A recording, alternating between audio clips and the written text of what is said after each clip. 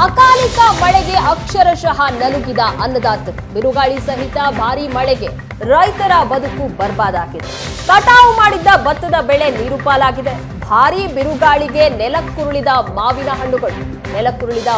ಹಣ್ಣು ಹಾಗೆ ಭತ್ತವನ್ನ ಆರಿಸೋದಕ್ಕೆ ರೈತರು ಈ ರೀತಿ ಹೈರಾಣಾಗಿದ್ದಾರೆ. ಯಾದಗಿರಿಯ ಗುರುಮಿಠಕಲ್ ತಾಲೂಕಿನ ಹಲವೆಡೆ ವರುಣ ಅಬ್ಬರಿಸಿದ್ದಾನೆ. ಗುರುಮಿಠಕಲ್ ತಾಲೂಕಿನ ಹಿಮ್ಲಾಪುರ ಗ್ರಾಮದಲ್ಲಿ ಭತ್ತ ನೀರು ಪಾಲಾಗಿದ್ದು, ರೈತ ಭೀಮಪ್ಪಗೆ ಸೇರಿದ 5 ಎಕರೆಯಲ್ಲಿ ಭತ್ತವನ್ನ ಬೆಳೆಯಲಾಗಿತ್ತು. ಕಂಪ್ಲೀಟ್ ಆಗಿ ಆ ಭತ್ತ ಹಾಳಾಗಿದೆ. ಸರ್ಕಾರ ಬೆಳೆ ಹಾನಿಯನ್ನ ವೀಕ್ಷಿಸಿ ಪರಿಹಾರ ನೀಡಬೇಕು ಅಂತ ರೈತರು ಆಗ್ರಹಿಸಿದ್ದಾರೆ. ದೃಶ್ಯಗಳಲ್ಲಿ ನೋಡ್ತಾ ಇದ್ದೀರಾ, ಅಕಾಲಿಕ ಮಳೆಯಿಂದಾಗಿ ರೈತರು ಈಗ ಕಣ್ಣೀರಿಡೋ ಪರಿಸ್ಥಿತಿ. ಭಾರೀ ಬಿರುಗಾಳಿಯಿಂದಾಗಿ ಭತ್ತ ಈ ರೀತಿಯಾಗಿ ನೆಲಕ್ಕುರುಳಿದೆ. ಅದನ್ನು ಆರಿಸೋದಕ್ಕೆ ಪರದಾಡ್ತಾ ಇದ್ದಾರೆ ರೈತರು. ಬೆಳೆ ಹಾನಿಯನ್ನ ವೀಕ್ಷಣೆ ಮಾಡಿ ಸರ್ಕಾರ ನಮಗೆ ಪರಿಹಾರ ಕೊಡಬೇಕು ಅಂತ ರೈತರು ಆಗ್ರಹಿಸ್ತಾ ಇದ್ದಾರೆ.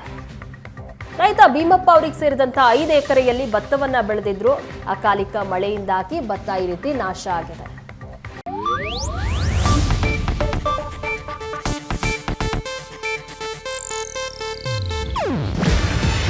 ಇದು ಏಷ್ಯಾನೆಟ್ ನ್ಯೂಸ್ ನೆಟ್ವರ್ಕ್ ಪ್ರಸ್ತುತಿ.